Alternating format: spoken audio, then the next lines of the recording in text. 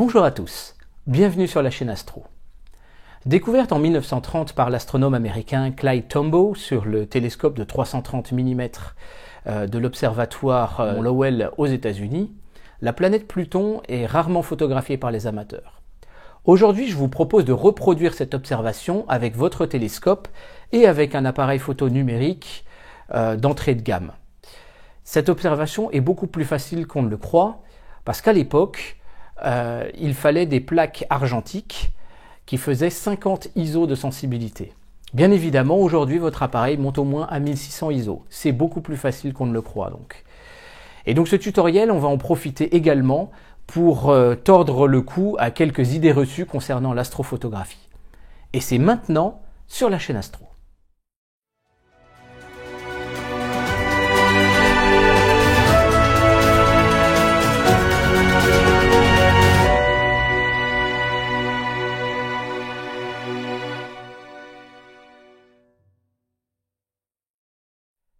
Quelle expérience faut-il avoir? Si vous avez déjà fait un peu de photos du ciel profond avec votre appareil, que ce soit un Canon ou un Nikon, ou voire même un Sony, de tout simplement 10 mégapixels et qui monte à 1600 ISO, si votre télescope est sur une monture équatoriale motorisée, eh bien l'expérience est tout à fait reproductible. Il faut simplement que finalement vous ayez fait déjà un petit peu de photos du ciel profond. Donc pouvoir faire une mise en station correcte, pouvoir faire une mise au point correcte en utilisant en particulier un masque de Bahtinov, et donc savoir faire une série de photos avec laquelle vous allez faire également des offsets, des darks et des flats, et de savoir faire ce type de traitement comme on le fait habituellement sur une nébuleuse, une galaxie ou un amas d'étoiles. Il n'y a pas besoin forcément d'avoir sorti des photos Hubble pour pouvoir photographier Pluton. Donc en réalité, beaucoup d'entre nous pouvons faire cette photographie de Pluton assez facilement. À quoi va-t-elle ressembler? Paradoxalement, Pluton ne va pas ressembler à une planète. Tout simplement parce que son disque apparent fait 0,1 seconde d'arc de diamètre apparent.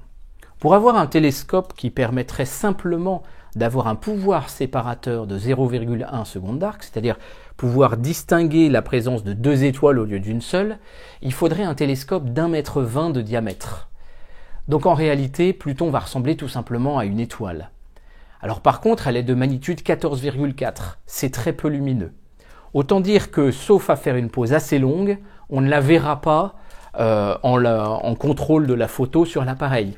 Mais en revanche, en empilant un certain nombre d'images, on arrivera donc à voir une étoile.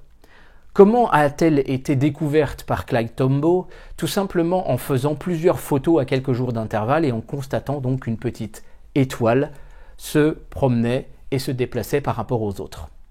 En l'espace simplement d'une journée, le déplacement est largement suffisant pour pouvoir la distinguer sans ambiguïté vis-à-vis des étoiles aux alentours. Et même finalement, en l'espace de quelques heures, tout simplement. 1 à 2 heures peuvent commencer à devenir suffisants. Donc, finalement, pour arriver à trouver Pluton, c'est pas si difficile. Paradoxalement, la seule difficulté sera finalement d'arriver à retrouver Pluton, puisqu'on ne peut pas l'avoir. Et donc ça, bien évidemment, il faut s'aider de cartes du ciel, d'applications par exemple sur smartphone ou de stellarium sur ordinateur. La difficulté également, c'est qu'elle est dans une zone du Sagittaire où un certain nombre d'étoiles ont la même luminosité qu'elle et il n'y a pas d'étoiles brillantes aux alentours. Donc le pointage manuel est assez difficile, sauf à partir d'une étoile brillante avec un oculaire de grand champ et d'avancer progressivement d'étoile en étoile. Et là aussi, les applications sur smartphone vont vous aider considérablement. Donc résultat, j'ai envie de vous dire, la petite difficulté, ce sera le pointage. Avec des cercles de coordonnées ou carrément même un go-to, bien évidemment, ce sera beaucoup plus facile.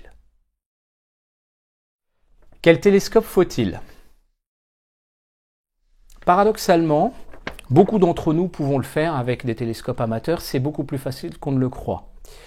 Ma référence est ce télescope de 200 mm de diamètre et d'une focale de 800 mm. Je l'ai déjà fait avec son prédécesseur qui faisait 200 et 1000 mm de focale. Donc avec un 200 mm, je connais les temps de pause et je vais vous les donner.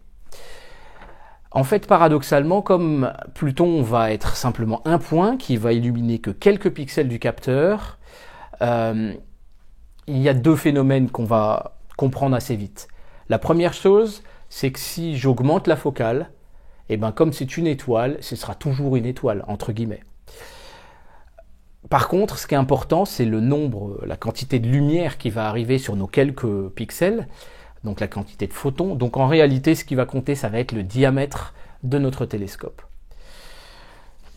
Donc en fait, à titre d'exemple, si je prends un 150-750, son diamètre apparent est plus petit, bien sûr, son diamètre est de 150 mm au lieu de 200, donc sa surface collectrice représente 56% de celle de mon 200. Donc le temps de pause doit être allongé. Ma référence, c'est 20 pauses de 10 secondes à 1600 ISO sur un Canon EOS 450D et donc sur un 200 mm. Donc en fait, si vous allez sur un 150 mm de diamètre, il faut simplement que les pauses fassent 18 secondes et non plus 10 secondes. Je vous affiche là donc un tableau correspondant aux différents diamètres. Avec un Mach 127, il faudrait 20 pauses de 25 secondes. Avec une 80 ED, il faudrait 20 pauses de 60 secondes. Avec une 66 ED, il faudrait 20 pauses de 90 secondes.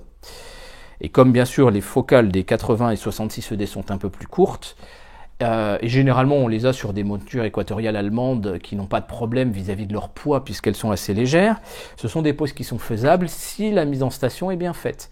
Sinon bien sûr il faudra quand même utiliser un autoguidage. A l'inverse, un télescope de 250 mm de diamètre, pour ceux qui ont la chance d'avoir ça, sa surface collectrice est plus importante et donc là il suffit de 20 pauses de 7 secondes. Alors bien évidemment on peut faire des pauses donc plus longues. Donc voilà, je vous renvoie à ce tableau-là. Comme vous l'avez vu, il y a des colonnes qui vont vous indiquer la surface par rapport à celle de mon 200 mm et donc les temps de pause qu'il faut obtenir. Le rapport focal sur diamètre donc n'est pas un désavantage et n'est pas un avantage non plus. Paradoxalement, en fait, on pense toujours qu'en photographie du ciel profond, il faut avoir un rapport focal sur diamètre qui soit le plus bas possible. C'est tout à fait vrai, ne me faites pas dire ce que j'ai pas dit, c'est tout à fait vrai si vous prenez des nébuleuses ou si vous prenez des galaxies, parce qu'en fait on parle d'une surface et on parle en fait de magnitude surfacique. En revanche, pour une étoile, si vous augmentez cette focale, l'étoile restera une étoile, alors que la galaxie ou la nébuleuse vont se diluer sur un nombre de pixels plus grand. Donc la luminosité s'effondre à fur et à mesure que le rapport focal sur diamètre augmente pour les galaxies et les nébuleuses, c'est pas le cas pour les étoiles. Donc là aussi, pour les amas d'étoiles, bien évidemment, si vous voulez un jour photographier un amas globulaire, il vaut mieux avoir un rapport focal sur diamètre un peu plus élevé. L'avantage également qu'il y a à avoir un rapport focal sur diamètre un petit peu plus élevé, c'est que le fond de ciel, lui, va s'effondrer et devenir de moins en moins lumineux. Donc les pauses peuvent être un peu plus longues, et puis le contraste avec notre étoile sera meilleur. Donc en réalité, le rapport focal sur diamètre ne va pas être un problème. Pensez juste que si vous commencez à être à 1400, 1500, 1800 mm de focale, je pense aux propriétaires notamment de Mach ou de Schmidt-Cassegrain, ayez juste présent à l'esprit qu'on va commencer à avoir de la diffusion également de notre étoile à cause de la turbulence atmosphérique. Est-ce qu'on parle de seeing, j'y reviendrai dans un prochain tutoriel. Et donc, pensez vraiment à faire une très bonne mise au point avec le masque de Bahtinov, etc. Et puis là, peut-être qu'il faut poser un petit peu plus long. Voilà. Ce que je peux vous dire, c'est que 1000 mm de focale, par exemple, un 200 000, c'est un très très très bon compromis pour photographier Pluton. Vous aimez cette vidéo? Vous voulez en voir d'autres? Offrez-moi un pouce bleu, abonnez-vous, cliquez sur la cloche pour recevoir les notifications, réagissez dans l'espace commentaire et faites connaître la chaîne en partageant. Merci. Quel appareil photo faut-il? Alors bien évidemment, vous avez tous entendu parler du fameux Sony A7S. C'est un appareil photo qui est absolument fabuleux. Les photos du ciel profond que vous voyez dans le générique de la chaîne ont été faites avec ce 200-800 et ce Sony A7S. Mais pour Pluton, c'est pas nécessaire d'avoir un Sony A7S. Un Canon EOS 450D qui monte à 1600 ISO est largement suffisant. Un appareil ayant les capteurs de cette génération, c'est un capteur qui a plus de 10 ans, un appareil par exemple un 1000D ou un 40D ou un 400D, donc qui fait 10 mégapixels, qui monte à 1600 ISO également, va pouvoir largement vous permettre de photographier Pluton. C'est toujours une question d'avoir une image ponctuelle et de capter. La vraie différence en fait qu'a le Sony ne se situe pas tant que ça dans sa sensibilité, mais beaucoup plus son rapport signal sur bruit, et en fait le fait que le capteur est très peu bruité. Puis la taille des pixels, mais ça on y reviendra dans un épisode qui sera spécifiquement dédié à cet appareil. Donc en réalité, l'appareil que vous avez va être largement suffisant, et comme je vous l'ai dit, en se basant finalement sur la quantité de lumière qui est captée par le capteur sur un 200 mm en 20 poses de 10 secondes, et en vous donnant, que je viens de vous donner, donc les temps de pause qui sont à utiliser pour votre télescope, et bien vous en sortirez sans problème. La seule condition, bien sûr, c'est d'avoir un ciel qui soit bien transparent. Peut-on faire cette photo en ville ? Là encore, c'est une idée reçue que de dire qu'il est impossible de faire de la photo du ciel profond en ville. Les photos de la nébuleuse de la Rosette, de M42 d'Orion et de la nébuleuse de la Tête de Cheval et de la Flamme, qui sont dans le générique de la chaîne, ont également été prises en ville, clairement juste au-dessus de Lille et de l'aéroport de Lille. J'ai envie de vous dire qu'on peut le faire. Pourquoi ? Parce qu'on peut utiliser des filtres comme des filtres Skyglow, des filtres UHC ou UHCS, qui sont des filtres contre la pollution lumineuse et qui vont pouvoir permettre finalement de bouffer tous les jaunes et orangés qui correspondent aux lampes à vapeur de sodium qui constituent la majorité de l'éclairage urbain. Avec ces filtres-là, en fait, le temps de pause maximal que l'on peut faire sans saturer notre photo, parce que le problème, c'est finalement d'avoir une photo complètement cramée, le temps de pause peut être multiplié par 3. Donc avec ce genre de filtre, on peut le faire. Bien évidemment, on peut avoir quelques difficultés de balance des blancs. Je reviendrai là-dessus dans un tutoriel qui sera dédié vraiment à la photo en ville et en particulier à ces filtres-là. Mais voilà, c'est pas un problème. Gardez juste à l'esprit que quand on prend un filtre comme ça, et en particulier l'UHC qui est plutôt optimisé pour les nébuleuses, on est en train de bouffer quand même un peu de signal sur les étoiles, donc il faut peut-être rallonger un tout petit peu les temps de pause. Ceci dit, les temps de pause que je vous ai donnés prennent déjà ça en considération. Gardez à l'esprit une dernière chose concernant la photographie en ville. Il est très important de bien s'assurer qu'il n'y a aucune lumière qui vient directement dans le tube de votre instrument. En particulier tous les propriétaires de télescopes Newton, vous avez l'araignée et le miroir secondaire qui, s'ils sont éclairés en direct par un éclairage urbain, eh bien vont du coup venir bouffer complètement, bousiller complètement le fond de ciel parce qu'on aura quelque chose qui ne sera pas homogène. Donc c'est très important de ne pas se faire avoir comme moi l'autre jour. Donc heureusement j'en ai refait une deuxième série avec une grande bâche donc sur mon balcon et, pour masquer les éclairages de l'immeuble d'en face. Voilà, gardez juste à l'esprit cet aspect-là, mais on peut faire de la photo en ville bien sûr. Comment allons-nous la distinguer des étoiles ?